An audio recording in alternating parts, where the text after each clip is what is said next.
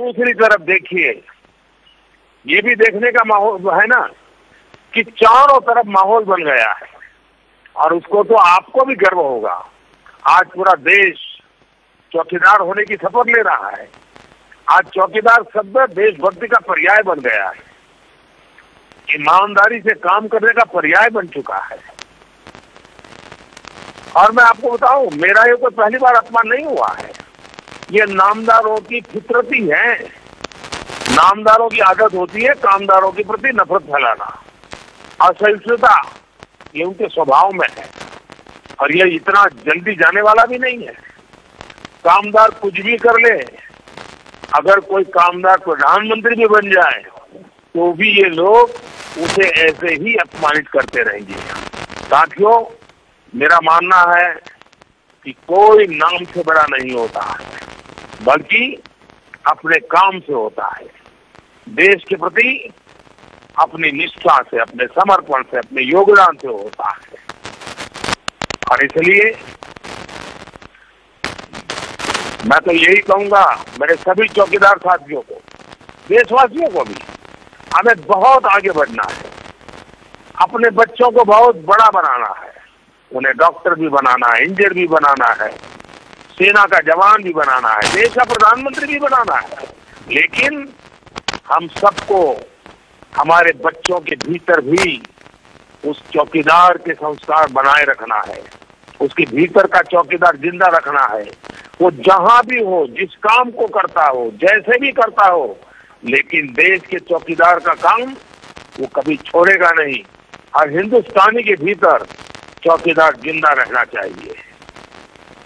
मैं बहुत आभारी हूं आपका, आपकी भावनाओं को जान करके। धन्यवाद। जी सर, दूसरी व्यक्ति जो अपनी बात कहेंगे वह है ओडिशा से संतोष कुमार जी। संतोष कुमार जी, कृपया अपनी बात कहें। जी जय हिंद सर। जय जगन्नाथ, जय हिंद संतोष जी। जय जगन्नाथ, जय हिंद साहब। ये बताइए। मैं संतोष कुमार बोल रहा हूँ। मैं अनुगुल जिले के उड़ीसा प्रदेश का रहने वाला हूँ। जी जी जी। साहब, मैं 13 साल से सुरक्षा कर्मी के पद पर कटक में कार्यरत हूँ। जी साहब, मेरा आपसे एक सवाल है जो व्यक्त करना चाहता हूँ। बताइए। साहब, आपने पुलवामा हमले के बाद पाकिस्तान को मुंहतोड़ जवाब दिया। साहब, हमारी फौज ने पराक्रम कर दिया।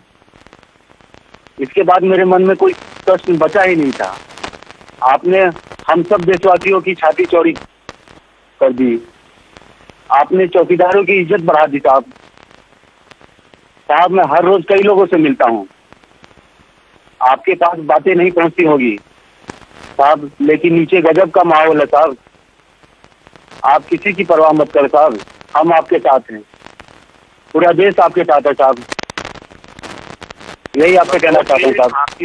आपकी बातें सुन करके मुझे बहुत संतोष हुआ, और मैं आपका आभारी हूँ कि आपने जो रोजमर्रा जो बातें सुनते हैं उसको अपने शब्दों में मुझे पहुंचाने का प्रयास किया। हम सब देशवासियों को हमारी सेना पर गर्व होना चाहिए, हमारी फौज पर गर्व होना चाहिए। तो जान की बाजी लगा करके हमारे लिए कितना बड़ा पराक्रम किया। देश के वीर शहीदों का किस प्रकार से उन्होंने चुन चुन करके हिसाब चुकता किया, और आपने पूरे देश की भावनाओं को मेरे साथ शेयर किया है। आज हर भारतीय को गर्व है, उसका सीना आत्मविश्वास से चौड़ा है। दूसरी ओर देश ने विपक्षी पार्टियों का जो रवैया देखा है उससे हर कोई हैरान है, दुखी है, परेशान है। दरअसल टुकड़े टुकड़े गैंग को समर्थन देने वाले ये लोग इस बात को हजम ही नहीं कर पा रहे हैं कि हमारी सेना ने किस प्रकार पाकिस्तान की सीने पर जाकर के बम बरसा दिए। जी साहब। और देखिए, परिस्थिति देखिए, आप भी अनुभव करते होंगे। जी साहब। बम तो गिरे पाकिस्तान में, चोट वही लगी पाकिस्तान में, लेकिन चीख रहे हिंदुस्तान में, दर्द हो रहा है हिंदुस्तान में। ये देश को समझना होगा, ऐसे लोगों को पहचानना होगा। और ये भी आपने देखा होगा कि पाकिस्तान के टीवी पर, वहाँ के रेडियो पर, वहाँ के अखबारों में, वहाँ की पार्लियामेंट में हमारे देश में जो लोग चीख रहे थे, चिल्ला रहे थे, उनकी आवाज वहाँ सुनाई दे रही है, उनकी बातें छप रही है, उनकी बातें बताई जाती है, उनके शब्दों को कोट किया जाता है। ये देश के लिए अजूबा है कि वार पाकिस्तान को हो और बीमार कोई हिंदुस्तान में हो, ये बात ये देश के गले नहीं उतरती है। लेकिन देश, मैं नहीं मानता इनको भी भूलेगा, न देश सेना के पराक्रम को भूलेगा और न ही देश की सेना को ऐसे हलकट सवाल पूछने वालों को भी भूलेगा नहीं बख्शेगा। लेकिन संतोष जी, मैं आपका आभारी हूँ और उड़ीसा वासियों को मेरा प्रणाम। जय जगन्नाथ। अब आखिरी व्यक्ति जो अपनी बात कहेंगे तो वह है आंध्र प्रदेश से षणमुखा जी। षणमुखा जी, कृपया अपनी बात करें। भारत माता की जय। मैं षणमुखा। भारत माता की जय। षणमुखा गारू बताइए। मैं आंध्र प्रदेश से जिला श्रीकाकुलम से बोल रहा हूँ सर। मैं पिछले 20 वर्षों से सुरक्षा कर्मी का काम कर रहा हूँ जी, और मैं एक चौकीदार में अपने आप को गर्व महसूस कर रहा हूँ सर। आप भी देश के लिए ऐसी काम कर रहे हैं। मुझे एक सवाल, मेरा यह बात यह है कि मुझे एक प्रश्न करने का आपसे मौका मिला है सर। जी जी। प्रश्न ये है सर, मैं भी चौकीदार, आप भी चौकीदार, हम भी बड़ी मेहनत करते हैं और आप भी बड़ी मेहनत करते हैं सर। जी जी। हम दोनों दिन रात काम करते हैं। मैं ये जानना चाहता हूँ, इससे लेकर आपको कैसा लगता है सर? देखिए, सबसे पहले तो आपकी ये बात सुन करके मुझे इतना आनंद हुआ जब आपने कहा कि आप भी चौकीदार, मैं भी चौकीदार है ना। मैं और आप बराबर हैं। जो आप है वही मैं हूँ वही आप है। देश के प्रधानमंत्री और देश के सामान्य नागरिक के बीच जब दूरी मिट जाती है, उससे स्वर्णिम कोई अवसर नहीं होता है। आज मेरे लिए आपके शब्द वो एक स्वर्णिम सौगात है और इसलिए मैं इसको कभी भी भूल नहीं सकता हूँ। देखिए, काम हमें करना है, जी जान से करना है और मैं तो मानता हूँ देश के लिए जो भी जीते हैं, देश के समाज की भलाई के लिए जो भी काम करते हैं, दूसरों के सपनों को सुरक्षित रखने का काम करते हैं, दूसरों के सपनों को सजाने का काम करते हैं, वे सारे चौकीदार हैं। एक शिक्षक बच्चे के भविष्य को संवारता है, वो सबसे बड़ा चौकीदार है। एक डॉक्टर किसी बीमार की जिंदगी बचा लेता है, वो भी सबसे बड़ा चौकीदार है। एक सेना का जवान पूरी भारत माता की रक्षा कर देता है, वो भी बड़ा चौकीदार है। तो जैसे आप अपने जिम्मेवारी को चौकीदारी की चौकन्नी परिस्थिति में निभाते रहते हैं, मैं भी अपने आप को एक चौकीदार मानता हूँ।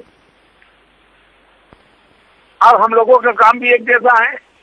आप भी समाज की चौकीदारी कर रहे हैं और पीएम को भी अपनी चौकीदारी का जिम्मा सौंपा है और हमें मिलकर ही बाधाओं को चीरते हुए देश को विकास के तट पर आगे बढ़ाना है।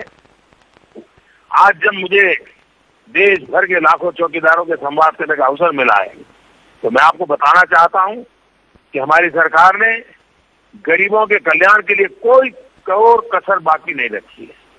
गरीबों का जीवन बेहतर हो, परिवारों में खुशहाली आए, इसके लिए हमने कई कदम उठाए हैं।